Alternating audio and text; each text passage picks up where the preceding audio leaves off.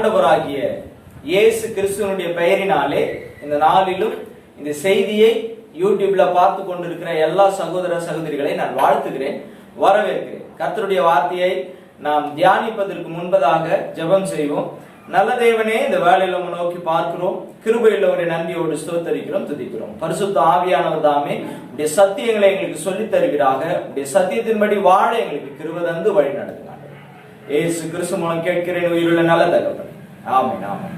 எடுத்தவர்கள் வாசிக்கலாம். யாத்திராகமத்தின் புத்தகம் 11ஆம் அதிகாரம் 1-2 வசனங்களை. அப்பொழுது கர்த்தர் மோசேயை நோக்கி, இன்னும் ஒரு வாதையை பார்வோன் மேலும் எகிப்தின் மேலும் வரப்பண்ணுவேன்.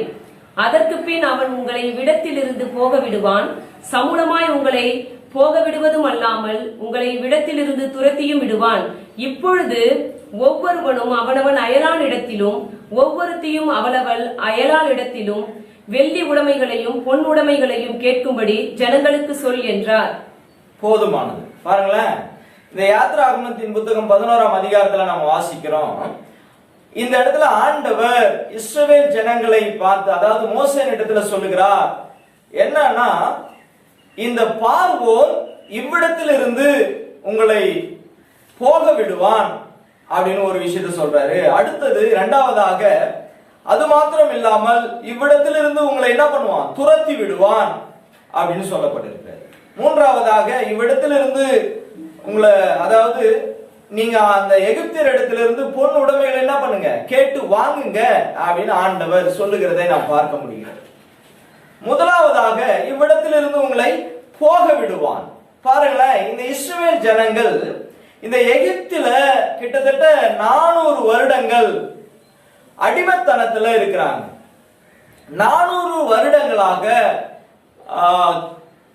கிட்டத்தட்ட ஒரு 10 தலைமுறைகள் இந்த எகிப்து தேசத்துல தேவனை அறிந்து கொண்ட ஜனங்கள், தேவனுடைய பிள்ளைகள் அடிமைத்தனத்தில் இருக்கிறத நாம பார்க்க முடியும். 400 ஆண்டுகளாக இந்த ஜனங்களுடைய உழைப்பை, அவங்களுடைய உரிமைகளை இந்த எகிப்து ஜனங்க, இந்த எகிப்தியர்கள், எகிப்தின ராஜாவாகிய பார்வோன் அவர்களை ஏமாற்றி வஞ்சித்து அவர்கள் மேல அதிகாரத்தை செலுத்தி அவர்களுடைய வாழ்வாதாரத்தை அழித்ததை நம்ம பார்க்க முடியும். அவங்களுக்கு எந்த உரிமையும் கிடையாது, ஏன்னா அடிமைகள்.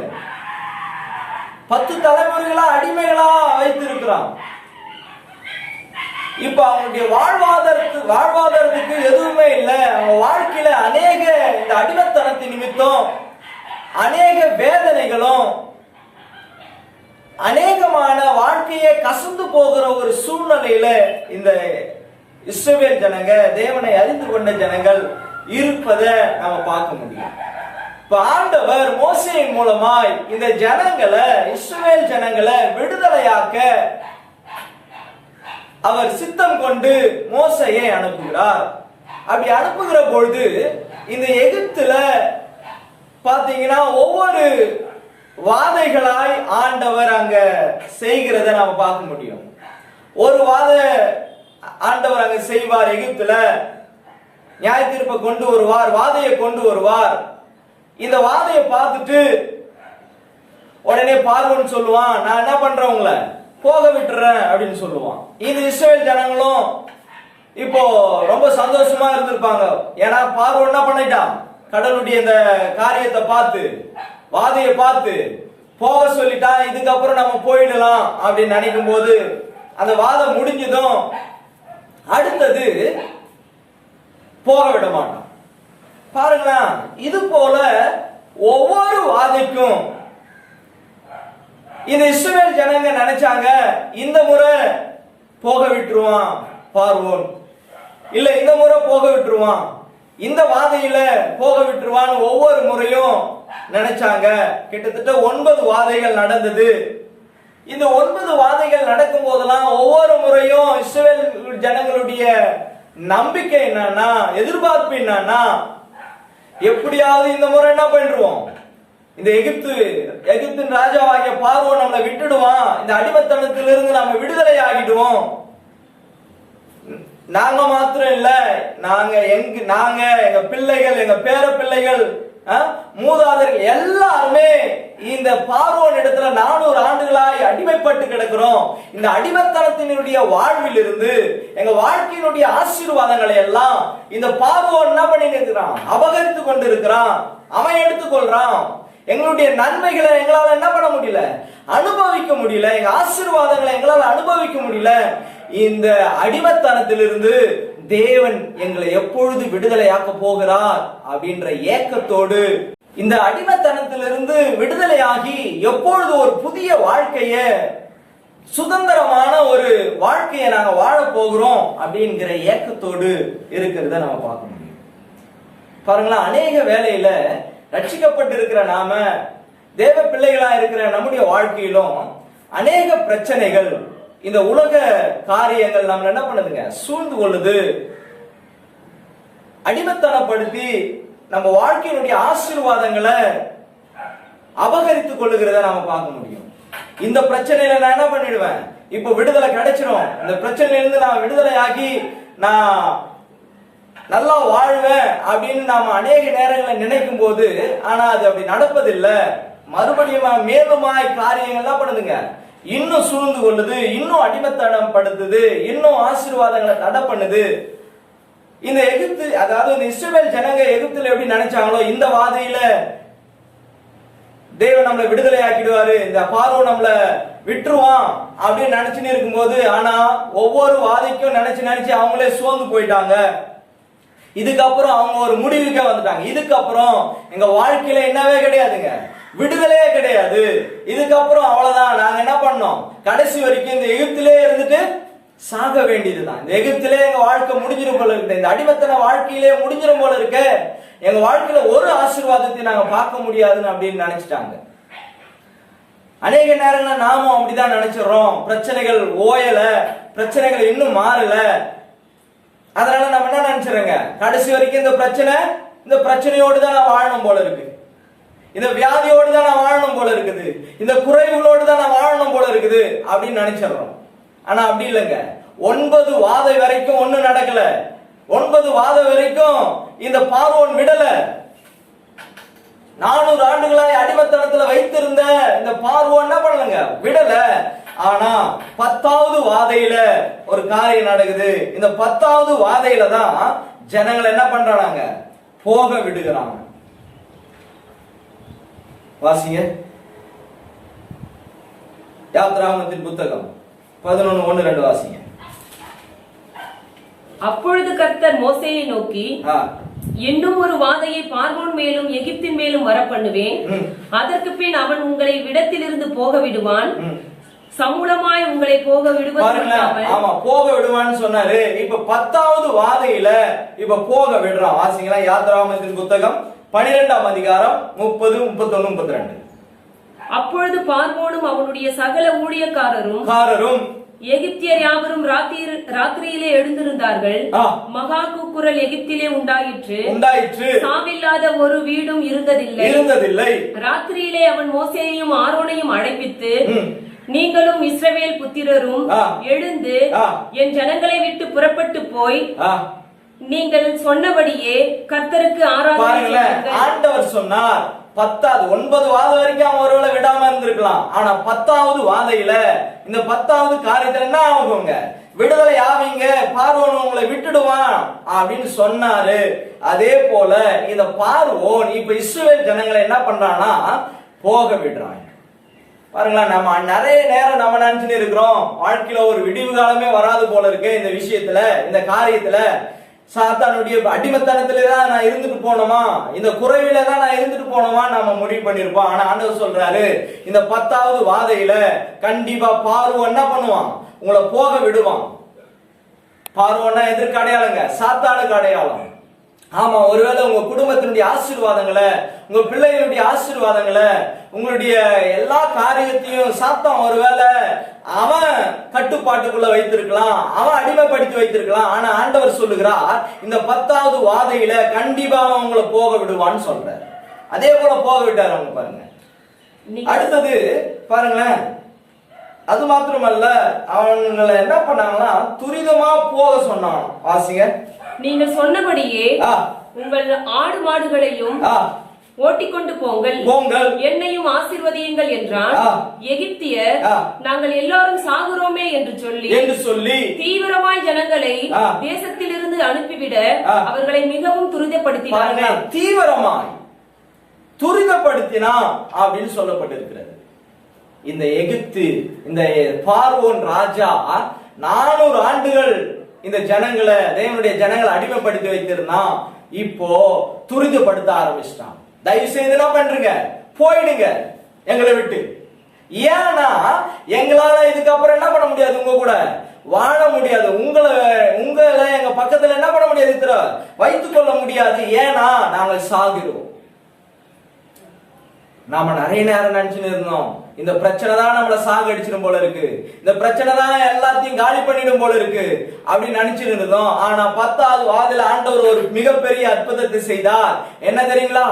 இந்த எகிப்தின் ராஜாவாகிய பார்வோனே சொல்றான், சாத்தானே சொல்றான், தயவு செய்து என்ன பண்ணிடுங்க, போயிடுங்க. ஒரு காலம் வருதுங்க, அந்த காலத்துல ஆண்டவர் என்ன தெரியுமா உங்க வாழ்க்கையில செய்வாரு? உங்க வாழ்க்கையில எதெல்லாம் உங்களை அடிமைப்படுத்தி வைத்திருந்ததோ, உங்க வாழ்க்கையில எதெல்லாம் உங்க ஆசீர்வாதத்தை திருடி வைத்திருந்ததோ, எதெல்லாம் உங்க ஆசீர்வாதத்திற்கு தடையா இருந்ததோ அவைகள் எல்லாம் சொல்லும், தயவு செய்து என்ன பண்றீங்க, எங்களை விட்டு போயிடுங்க. அதற்காக தான் ஆண்டவர் வைத்திருந்தார். இந்த 9 வாதங்களை எதற்கு அனுமதித்தார்? 9 வாதம் வரைக்கும் எதற்கு விடுதலை இல்லாம வைத்திருந்தார்? இந்த 10வது வாதையில இந்த பார்வோனே சொல்ல ஆண்டவர் வைத்திருந்தார். பார்வோனுடைய வாயிலிருந்தே வரும், தயவு செய்து என்ன பண்றீங்க, நீங்க இங்க இருந்து கிளம்புங்க அப்படின்னு. அது மாத்திரம் இல்ல, அடுத்தது அப்படி விடுதலையாகி போகும்போது வெறுமையா போக கூடாதுன்னு சொல்லி வச்சிருந்தாரு ஆண்டவர். வாசிங்களா, என்ன பண்ணணுமா?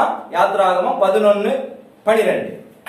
இப்பொழுது ஒவ்வொருவனும் அவனவன் அயலாரிடத்திலும் ஒவ்வொருத்தையும் அவனவள் அயலாளிடத்திலும் வெள்ளி உடைமைகளையும் பொன் உடைமைகளையும் கேட்கும்படி ஜனங்களுக்கு சொல் என்றார். பாருங்களேன், கேட்கும்படி சொல். யார்கிட்ட கேட்க சொல்றாருங்க? எகிப்தியர்கிட்ட. பாருங்களேன், எகிப்தியர் அப்படின்னா சாத்தானையும் உலகத்தையும் குறிக்க நாம சொல்றோம். அப்போ சாத்தான இடத்துல போய் கேட்க சொல்றாரா இந்த ஆசீர்வாதங்களை? அப்படின்னா சாத்தான இடத்துல நாம நினைக்கிற மாதிரி கேளுங்கள் அப்பொழுது கொடுக்கப்படும் அப்படிலாம் சொல்லப்படல. கேளுங்கள்னா அந்த கேட்கிற விதத்திலேயே 2 விதம் இருக்குதுங்க. ஒண்ணு, தாழ்மையா என்ன பண்றீங்க, எனக்கு கொடுங்க அப்படின்னு கேட்கறது ஒரு விதம். அடுத்தது ஒழுங்கு மரியாதையா என்ன பண்ணு, எடுத்த பொருளை திருப்பி வை அப்படின்னு கேட்கறது 2வது விதம். இப்ப ஆண்டவர் எதை சொல்றாருன்னா இந்த 2வது விதத்தை சொல்றாரு. சாத்தானை பார்த்து, எகிப்தியரை பார்த்து, என்ன பண்ண, ஒழுங்கா இந்த 400 ஆண்டுகள் என் வாழ்க்கையினுடைய எல்லா ஆசீர்வாதங்களும் நீ சொரண்டனல்ல, என் வாழ்வாதாரத்தை காலி பண்ணல, என் ஆசீர்வாதங்களை தடை பண்ணி நீ வச்சுன்னு இருந்தல்ல, அதனால என்ன பண்ணிப்போ ஒழுங்கு மரியாதையா எடுத்து வை அப்படின்னு சொல்ற, அப்படின்னு கேட்க சொல்ற. அவங்ககிட்ட கெஞ்ச சொல்ல. ஏன்னா ஆண்டவர் சாத்தான் மேல, இந்த எகிப்தின் மேல நமக்கு எதை கொடுத்து வச்சிருக்கிறாருங்க? அதிகாரத்தை கொடுத்து வச்சிருக்கிறாரு. அவனை மேற்கொள்ளுகிற அதிகாரம் எங்க இருந்து வந்துச்சு? இந்த 10வது வாதையில இருந்து. பாருங்களேன், இப்ப போய் கேக்குறாங்க, அதிகாரத்தோடு கேக்குறாங்க. அவங்க என்ன பண்றாங்களாங்க? யாத்ராகமம் 12:35-36 வாசிங்க. மோசே சொல்லி இருந்தபடி இஸ்ரவேல் ஜனங்கள் எகிப்தியரிடத்தில் வெள்ளி உடைமைகளையும் பொன் உடைமைகளையும் வஸ்திரங்களையும் கேட்டார்கள். கர்த்தர் ஜனங்களுக்கு எகிப்தியரின் கண்களில் தயவு கிடைக்கும்படி செய்ததினால் கேட்டதை அவர்களுக்கு கொடுத்தார்கள். இவ்விதமாய் அவர்கள் எகிப்தியரை கொள்ளையிட்டார்கள். ஆமா, ஏன் கொள்ளையிட்டாங்கன்னா, ஏன் ஆண்டவர் கொள்ளையிட வச்சார்னா, ஏற்கனவே இவங்களுடைய ஆசீர்வாதம் தான் அது. இவங்களுடைய ஆசீர்வாதங்களை 400 ஆண்டுகளா என்ன பண்ணி வச்சிருந்தாங்க? அவன் கொள்ளையடிச்சு வச்சிருந்தான். இப்போ அந்த பொருளை அதிகாரத்தோடு அவனை கேட்டு வாங்க சொன்னார் ஆண்டவர். பாருங்களேன், இப்போ 400 ஆண்டுகளாய் அடிமைப்படுத்தி வைத்திருந்த, அவங்களுடைய ஆசீர்வாதத்தை தடை பண்ணி வைத்திருந்த, சுரண்டி வைத்திருந்த காரியங்கள் எல்லாம் எப்படிப்பா விடுதலையாகி இவ்வளவு பெரிய அற்புதம் நடந்தது அப்படின்னா, இந்த 10வது வாதம் எதுங்க?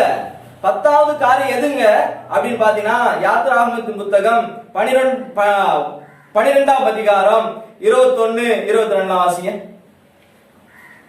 அதை புசிக்க வேண்டிய விதமாவது 11 வாசிங்க. 12-11. அதை புசிக்க வேண்டிய விதமாவது, நீங்கள் உங்கள் அறைகளில் கச்சைகளை கட்டிக்கொண்டு உங்கள் கால்களில் பாதரட்சியை தொடுத்து கொண்டும் உங்கள் கைகளில் தடி பிடித்துக் கொண்டும் அதை தீவிரமாய் புசிக்க கடவீர்கள். 21 22 அது கர்த்தருடைய பஸ்கா. இது என்னவாங்க? கர்த்தருடைய பஸ்கா. போதுமானது. அப்போ இந்த 10வது வாதை என்று சொல்லப்பட்ட எதை பற்றி பேசுகிறது? பஸ்காவை பற்றி பேசுகிறது. நம்முடைய ஆண்டவராகிய கர்த்தர் ஒரு ஆட்டுக்குட்டியை தெரிந்து கொள்ள சொன்னார். அந்த ஆட்டுக்குட்டியினுடைய ரத்தத்தை நிலைகால்கள்ல பூசுங்க. அந்த ஆட்டுக்குட்டியினுடைய மாംசத்தை என்ன பண்ணுங்க? நீங்க புசிங்க, சாப்பிடுங்க. அப்பொழுது என்ன நடக்காங்க? எகிப்தியன் இந்த பார்வோன் ராஜா அவங்கள போக விடுவான். அப்போ ஒரு மனிதன் தேவனை அறிந்து கொண்ட மனிதனா இருக்கட்டும், அறிந்து கொள்ளாத யாரா இருக்கட்டும், அந்த மனிதனுடைய வாழ்க்கையில எகிப்தின் அடிமைத்தனத்திலிருந்து விடுதலை வேண்டும் என்றால், சாத்தானுடைய பிடியிலிருந்து விடுதலை வேண்டும் என்றால், நம்முடைய ஆசீர்வாதங்கள் எல்லாம் தடை பண்ணி வைத்திருக்கிற எல்லா காரியத்திலிருந்தும் விடுதலை வேண்டும் என்றால், விடுதலை கொடுக்கக்கூடிய ஒரே காரியம் எது தெரியுங்களா? இந்த பஸ்கா பலிதாங்க. அதனாலதான் ஆண்டவர் சொல்லியிருந்தாரு 10வது வாதையில, இந்த பஸ்கா பலியில கண்டிப்பா என்ன பண்ணுவாங்க? உங்களை போக விடுவான். போக விடுறது மட்டும் இல்ல, உங்களை என்ன பண்ணுவாங்க? துரத்தியும் விடுவான், சீக்கிரம் துரிதப்படுத்துவாங்க. அப்போ எது முக்கியமானது? சாத்தானை மேற்கொள்ள, நம்முடைய ஆசீர்வாதங்களை தடை பண்ணி வைத்திருக்கிற எல்லா காரியத்திலையும் இருந்து நாம விடுதலையாக அவனை நாம மேற்கொள்ளணும்னா பஸ்கா பலி நமக்காய் அடிக்கப்பட்டிருக்கிறது என்பதை நம்ம விசுவாசிக்க வேண்டும். வேதம் சொல்லுகிறது, நம்முடைய ஆண்டவராகிய இயேசு கிறிஸ்து நமக்காக பஸ்கா பலி ஆனார் என்று சொல்லப்பட்டிருக்கிறது. பாருங்களேன், அப்படி விசுவாசிக்கும் போதுதான் இந்த அற்புதங்கள் நம்முடைய வாழ்க்கையில நடக்கும். பிசாசின் பிடியிலிருந்து விடுதலை கிடைக்கும். அப்பதாங்க எகிப்தினுடைய அடிமைத்தனத்திலிருந்து நமக்கு முழு விடுதலை. நாம் ஒன்னும் பண்ண வேண்டியதில்லை. அந்த பஸ்காவை நம்ம விசுவாசிக்கும் போது, அந்த ரத்தத்தை நம்ம விசுவாசிக்கும் போது, இயேசு கிறிஸ்து எனக்காய் பலியானார், அந்த ரத்தம் என்னை விடுதலையாக்கும், இந்த ரத்தத்துல தான் எனக்கு விடுதலை இருக்குது அப்படின்னு நம்ம விசுவாசிக்கும் போது மட்டும்தான் சாத்தா என்ன பண்ணுவாங்க தெரியுங்களா? போக விடுவான். அதுக்கப்புறம் ஐயோ கையெடுத்து கும்பிட்டு, தயவு செய்து என்ன பண்ணாத, இங்க இருக்காத, நாங்க என்ன பண்றோம்? சாகுறோம், தயவு செய்து கிளம்பு. அது மட்டும் இல்லைங்க, எப்படி தெரியுமா கிளம்ப வைக்கிறாரு? இத்தனை நாளா எத்தனை ஆசீர்வாதங்களை தடை பண்ணி வைத்திருந்தானோ, ஏமாற்றி வைத்திருந்தானோ, அதை எல்லாத்தையும் நம்முடைய கரத்துல கொடுத்துதான் ஆண்டவர் அனுப்புவார். அதுதான் நடக்கும். ஒருவேளை இந்த வார்த்தையை கேட்டுக்கொண்டிருக்கிற சகோதர சகோதரிகளே, ஒருவேளை உங்க வாழ்க்கையில ஆசீர்வாதங்கள், எத்தனையோ ஆசீர்வாதங்கள் தடையா இருந்திருக்கலாம், சாத்தான் தடை பண்ணி வைத்திருக்கலாம். ஆனா இந்த பஸ்கா பலியே, அதாவது என் ஆண்டவராக இயேசு கிறிஸ்து எனக்காய் பஸ்கா பலி ஆனார் அப்படின்னு நீங்க விசுவாசித்தீங்கன்னா, நம்பினீங்கன்னா, உங்களுடைய எல்லா தடை பண்ணப்பட்டு இருக்கிற எல்லா ஆசீர்வாதங்களும் அது விடுதலையாகும். அது உங்க கரத்துல வந்து கிடைக்குங்க. அது மட்டும் இல்ல, இந்த இஸ்ரவேல் ஜனங்களை பத்தி சொல்லப்பட்டிருக்கிறது. என்னவாங்க? இந்த பஸ்கா பலி இட்டதும், இந்த பஸ்கா பலி கொடுத்ததும் என்ன நடந்துச்சுங்களாங்க? வாசிங்க யாத்ராகமத்தின் புத்தகம் 12ஆம் அதிகாரம் 40-41. யாத்ராகமம் 12:40. இஸ்ரவேல் புத்திரர் எகிப்திலே குடியிருந்த காலம் 430 வருஷம். 430 வருஷம் முடிந்து அன்றைய தினமே கர்த்தருடைய சேனைகள் எல்லாம் எகிப்து தேசத்திலிருந்து புறப்பட்டது. அன்றைய தினமே எகிப்து தேசத்திலிருந்து என்ன பண்ணப்பட்டதுங்க? புறப்பட்டது. இந்த 430 அப்படின்றது அது வேற ஒரு கணக்கு. 430 இந்த ஆபிரகாம் புறப்பட்டு எகிப்துக்கு வந்து அந்த காலகட்டத்தோடு சம்பந்தப்பட்டு இருக்காங்க. அதனால அதை நம்ம 400 வருடங்கள். இந்த தேவன், அதாவது அன்றைய தினமே அப்படின்னு சொல்லப்பட்டிருக்கு வார்த்தை. என்றைய தினம் தெரியுங்களா? பஸ்கா பலியிடப்பட்ட அன்றைய தினமே, 10வது வாதை நடந்த அன்றைய தினமே, இயேசு எனக்காய் பஸ்கா பலியானார் என்று நான் விசுவாசித்த அன்றைய தினமே என்ன நடந்தாங்க? இந்த இஸ்ரவேல் ஜனங்க 400 வருஷமா எதற்காக ஏங்கி கொண்டிருந்தாங்களோ, விடுதலை கிடைக்காதா, நான் ஒரு புது வாழ்க்கை வாழ மாட்டேனா, எங்களுக்கு, என் பிள்ளைகளுக்கு, என் பேர பிள்ளைகளுக்கு, என் சந்ததிக்கு இந்த அடிமைத்தனத்திலிருந்து விடுதலை கிடைக்காதான்னு ஏங்கி கொண்டிருந்த இந்த ஜனங்களுடைய வாழ்க்கையில ஒரு புது வாழ்க்கையை ஆண்டவர் அவங்களுடைய கரத்துல தந்தார். அடிமைத்தனத்தின் வாழ்க்கை முடிந்து விடுதலையின் வாழ்க்கைக்குள்ளார அவங்க புறப்பட்டு வருகிறத நாம பார்க்க முடியும். இத போலதாங்க கர்த்தருடைய வார்த்தையை கேட்டுக்கொண்டிருக்கிற தேவ ஜனங்களே,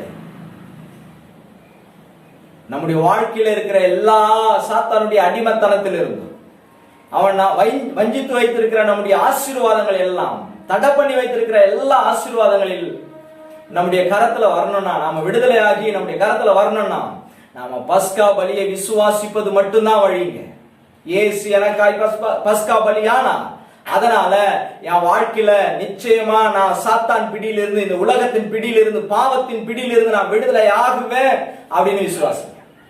வியாதியின் பிடியிலிருந்து, தரித்திரத்தின் பிடியிலிருந்து நான் என்ன பண்ணுவேன்? விடுதலை ஆகும். கண்டிப்பா அவன் என்ன பண்ணுவான்? விட்டுடுவான் தரேன். ஏன்னா இயேசு எனக்காய் பஸ்கா பலியானா. விடுறது மட்டும் இல்ல, இதுவரைக்கும் என் வாழ்க்கையில, உங்களுடைய வாழ்க்கையில எத்தனை ஆண்டுகள் அவன் ஆசீர்வாதங்களை தடம் பண்ணி வச்சிருந்தானோ அதை எல்லாத்தையும் ஆண்டவர் திரும்ப நம்முடைய கரத்துக்கு வர செய்வார். அது மாத்திரம் இல்ல, இந்த பஸ்கா பலியை விசுவாசித்த உடனே நமக்கு ஒரு புது வாழ்க்கை கிடைக்கிறத நீங்க பார்க்க முடியும். உங்க வாழ்க்கையில புது வாழ்க்கையை நீங்க அனுபவிக்கிறத நீங்க உணர முடியும். அதனால இயேசு நமக்காய் பஸ்கா பலியானார். இந்த 10வது பலிதாங்க சாத்தான பதற வைத்தது, சாத்தான காலி பண்ணது.